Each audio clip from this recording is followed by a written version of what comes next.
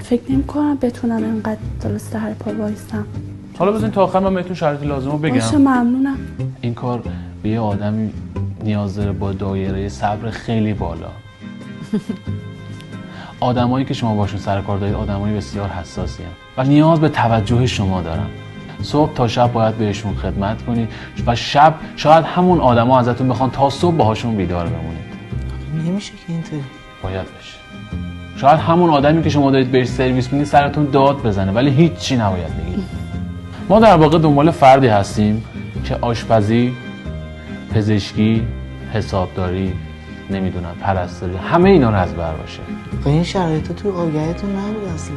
خب دیگه برای همین خواستیم بیاد اینجا که اینا رو بهتون توضیح بدیم. شاید اون آدمایی که شما باشون سر کار دارید ازتون یک لحظه سرویس پزشکی بخوان، یک لحظه سرویس پرستاری بخوان، یک لحظه سرویس آشپزی بخوان یا شاید همه رو یک جا. ببخشید مثل بیگاری کشیدن تا کار کردم.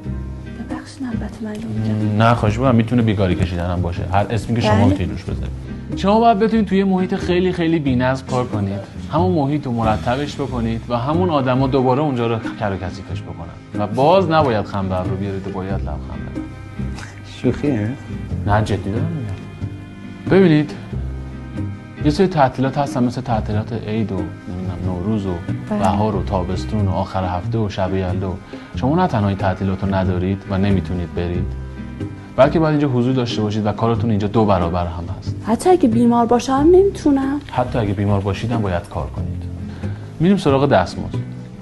با تمام شرایطی که بهتون توضیح دادم، حالا سخت یا غیر سخت، شما رقم پیشنهادیتون چقدره؟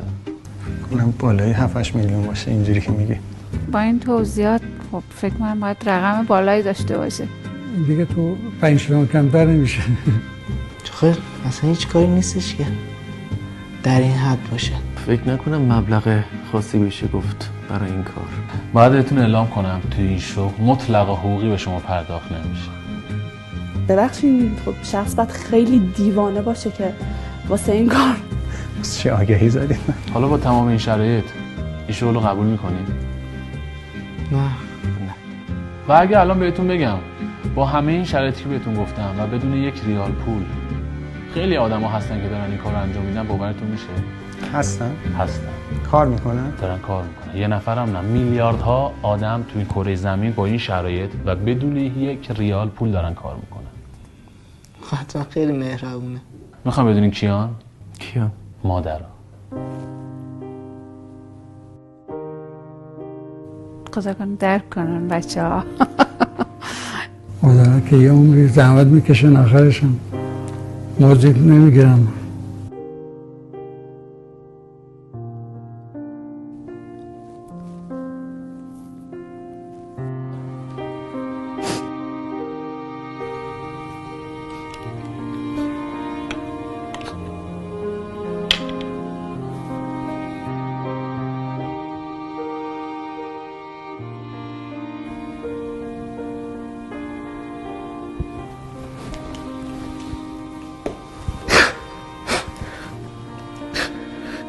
از اینکه من پسرشم هیچ وقت رو سفیدش نکردم.